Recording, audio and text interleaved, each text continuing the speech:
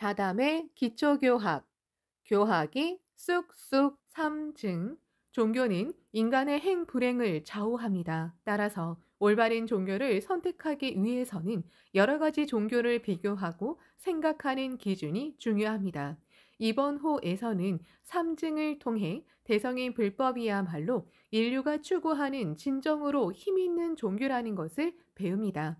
세상에는 많은 종교가 있습니다. 제 친구도 너무나도 많은 신과 부처가 있어 무엇을 기준으로 판단해야 좋을지 모르겠다고 말합니다. 이 친구에게 불법을 알려주고 싶습니다. 종교의 우열을 판단하는 객관적인 척도는 무엇이 있을까요? 참으로 여러 가지 종교가 있지요. 우리 입장에서 말하면 자타공히 행복해지기를 추구하는 종교, 인간의 경애를 높이는 종교, 사회의 변혁과 번영, 세계 평화를 추구하는 종교가 중요하다고 생각합니다. 그리고 여기서는 종교의 우열을 판단하는 척도가 되는 삼증을 배우겠습니다. 삼증은 문증, 이증, 현증을 말합니다. 증은 증거를 의미합니다. 문증은 문헌이라는 말인가요? 그렇습니다. 문증은 그 종교의 교의나 주장하는 내용을 뒷받침하는 문헌이 있는지 어떤지를 말합니다. 니치렌 대성인의 시대로 말하면 경전에 바탕을 둔 가르침인가 아닌가 하는 말입니다. 불교는 마땅히 석존의 가르침에 따른 것이어야만 합니다. 대성인은 경문의 명백함을 쓰고 문증 없는 것은 벌이라는 것이니라 어서 482쪽라고 말씀하셨습니다. 학회원의 경우 문증은 어범불 니치렌 성인의 어서의 바탕을 두었는가 아닌가 하는 것이군요. 그렇습니다. 창가학회는 창립 이래 어서 근본이 전통입니다. 다음으로 이증인데 이것은 교의나 주장이 도리에 맞는가 맞지 않는가 하는 기준입니다. 대성인은 불법이라고 함은 도리이며 어서 1169쪽라고 말씀하셨습니다. 불법만 그런 것이 아니고 모든 종교가 도리에 바탕을 두지 않으면 안 됩니다. 황당무계한 가르침을 전하는 종교가 많습니다. 불법은 최고의 도리입니다. 도리에 벗어난 주장은 받아들여서는 안 됩니다. 그리고 종교를 실천해서 현실상의 결과가 나오는가, 나오지 않는가를 보는 기준, 그것이 현증입니다. 어서에는 니치렌이 불법을 시험하건대 도리와 증문보다도 더한 것은 없고 또 도리, 증문보다도 현증 이상은 없느니라 어서 1468쪽라고 있습니다. 여기서 도리는 이증이고 증문은 문증이 됩니다. 이 글에서 아는 바와 같이 대성인은 현증을 가장 중요시했습니다. 어떤 종교든 가르침대로 실천해 내 앞을 가로막는 현실을 바꾸지 못하면 의미가 없는 것이지요. 그렇습니다. 현증은 현실상으로 생활이나 사회에서 결과가 나오는가, 나오지 않는가 하는 것입니다. 단지 마음의 위안을 얻기 위한 종교이거나 현실 사회에서 도피를 가르치는 종교라면 인간을 강하고 현명하게 하는 방향과 역행하는 것이 아닐까요? 한 사람이 위대한 가능성을 발휘할 수 있다고 설하는 니치렌 불법은 불법을 실천함으로써 승리와 향상의 결과를 쟁취할 수 있는 종교입니다. 이 삼증 중 어느 하나라도 빠지면 올바른 종교라고 할 수 없군요. 약을 비유해 말하자면 중요한 것은 그 약이 지금 내가 앓고 있는 병에 효과가 있는가 없는가입니다. 현증. 거기에 적절한 약이 아니면 도리어 독이 되어 버립니다. 그리고 이 경우 약에는 성분표와 효능서가 있고 문증, 또 왜 효능이 있는지 그 분명한 이유가 있습니다. 이증. 삼증은 종교를 과학적인 눈으로 판단하는군요. 종교는 맑은 눈, 냉철한 눈으로 보지 않으면 안 됩니다. 어본종께 창제하고 친구들에게 니치렌 불법을 이야기한다. 그렇게 실천하면 현실 생활상에 종교의 힘이 엄연히 나타납니다. 거기에 니치렌 불법의 위대함이 있습니다. 참고 문헌 교학 입문 이케다 스님 지도 어본불은 니치렌이 불법을 시험하건대 도리와 증문보다 더한 것은 없고 또 도리 증문보다도 현증 이상은 없느니라 어서 1468쪽라고 선언하셨습니다. 종교는 물론이고 철학, 사상, 과학 등 만반에 걸쳐 진위와 정사, 우열의 가치를 가리는 지표가 문증, 이증, 현증이라는 삼증에 제시되어 있습니다. 세계강포 신시대 제44회 본부 간부회. 우리가 익히 알고 있는 교학의 여러 가지 개념도 대성인께서 민중을 구제하기 위한 투쟁 속에서 만들어낸 것이라고 할 수 있습니다. 예를 들면 문증, 이증, 현증의 삼증이 그것입니다. 여기에 대해 니치렌이 불법을 시험하건대 도리와 증문보다 더한 것은 없고 또 도리, 증문보다도 현증 이상은 없느니라 어서 1468쪽라고 말씀하셨습니다. 여기서 불법을 시험하건대라는 말씀은 대성인께서 말법의 민중을 구제하려면 어떤 법이 필요한지를 검증하시고 홍통, 세상을 널리 교화함 하신 사실을 표현한 것으로 생각됩니다. 그 검증은 삼증의 모든 차원에서 이루어진 것입니다. 어서의 세계 제1권. 여러분도 증거를 확실하게 체득해 가시기 바랍니다. 바로 그것은 체험입니다. 체험이 확신이 됩니다. 그 체험을 가지고 철저하게 절복해 갔으면 합니다. 모두 고개를 크게 끄덕였다. 자신의 체험을 끝까지 말하는 것이 행복으로 가는 직도라고 확신했다. 회장은 함께 싸우자고 당부하며 이야기를 끝맺었다. 불법은 인과 이법입니다. 본조님을 배려하면 증거가 나온다. 원인 결과입니다. 신심 즉 생활입니다. 생활상에 본조님의 공덕을 타오를 정도로 받아서 금세의 인생을 의의 있게 보내지 않으시겠습니까? 오키나와에서 세계 광포의 태양이 떠오른다 중. 니치렌 대성인 불법은 현실 생활에서 무너지지 않는 행복 경애를 구축하기 위한 신앙입니다. 그러려면 나날의 생활 속에서 신심을 실천하는 것이 중요합니다. 신심은 자기 생명의 단련이기 때문입니다. 또 대성인 불법은 인간으로서의 승리를 가르친 종교입니다. 그러므로 불법으로 연 지혜와 생명력으로 사람들의 신뢰를 얻는 행동이 중요합니다. 여기서는 니치렌 불법을 실천하는 데 있어 중요한 기둥이 되는 공덕과 벌, 제천선신, 이체동심, 신심즉 생활, 사람의 행동을 2회에 걸쳐 공부합니다. 공덕과 벌, 남묘호랭개교라는 최고의 법을 올바르게 믿고 수지하면 묘법에 갖춰진 무한한 공덕을 받을 수 있습니다.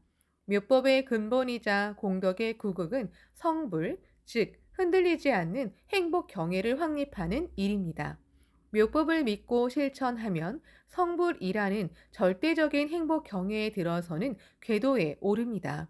묘법을 근본으로 살아감으로써 자연스레 올바른 삶을 살아가고 행복해질 수 있습니다. 어서에는 악을 멸함을 공이라 하고 선을 생함을 덕이라고 하느니라 어서 762쪽라고 쓰여 있습니다. 신심을 열심히 실천하여 우리 생명을 뒤덮은 번뇌와 고뇌 등의 악을 소멸하고 지혜와 안락 등의 선을 창출하는 것이 공덕입니다. 또 공덕이란 육근 청정의 과보이니라 결국 지금 니치렌 등의 동료 남묘 호랭개교라고 봉창하는 자는 육근 청정이니라 어서 762쪽라고도 쓰여 있습니다. 육근 청정은 우리 육근 안, 이, 비, 설, 신, 의 6개의 지각기관 즉 생명 전체가 정화되어 본디 갖춘 작용을 충분히 발휘하는 일입니다. 그렇게 되면 여러 가지 어려움에 맞닥뜨려도 흔들리지 않는 강한 불개의 경애를 자기 몸에 개연할 수 있습니다. 이처럼 우리가 자신의 불성을 현현함으로써 현실의 인생과 생활상에 엄연한 공덕의 실증이 나타나 반드시 복덕에 가득 찬 일생을 보낼 수 있습니다. 대성인은 다음과 같이 말씀하셨습니다. 이 만다라를 정성껏 믿도록 하시라. 남묘 호랭개교는 사자후와 같으니 어떠한 병인들 장애를 할송가. 귀자 모신 심나 찰려는 법화경의 제목을 수지한 자를 수호하리라고 쓰였느니라. 행은 애연과 같고 복은 비사문과 같이 되리라. 어떠한 곳에서 놀고 장난쳐도 탈이 없을 것이며 유행하여 두려움이 없음은 마치 사자왕과 같으리라. 어서 1124쪽. 즉 우리는 제목의 힘으로 제천선신의 가호를 받아 인생의 갖가지 어려움을 극복했다. 복덕에 쌓인 인생은 어떠한 장소에 있어도 사자왕처럼 두려움을 모르는 경애가 됩니다. 또 법화경을 믿는 사람은 행복을 만리 밖에서 모이게 하리로다. 어서 1492쪽라고 말씀하시듯이 묘법을 수지하는 사람은 행복을 여러 곳에서 불러드립니다. 그리고 복은 마음에서 나와서 나를 빛나게 하느니라. 전단의 향기를 갖추고 있는 것과 같도다. 어서 1492쪽라고 가르치셨습니다. 전단이라는 향나무에 향기가 갖춰져 있듯이 묘법을 수지하는 사람은 복덕이 내면에서 풍겨나와 사람들에게 사랑과 신뢰를 받아 생활도 인생도 도움을 받게 됩니다. 반대로 불법을 비방하고 인과의 입법에 반하면 생명에 악인을 새김과 동시에 생활상의 현증이 벌로 나타납니다. 현증으로 나온 벌은 불행의 길로 빠지는 것을 알리는 징조이자 경종이라고 할 수 있습니다. 자신의 잘못을 깨닫고 신앙의 자세와 생활 태도를 재검토함으로써 다시 묘법을 깊이 실천하는 결의가 생겨납니다.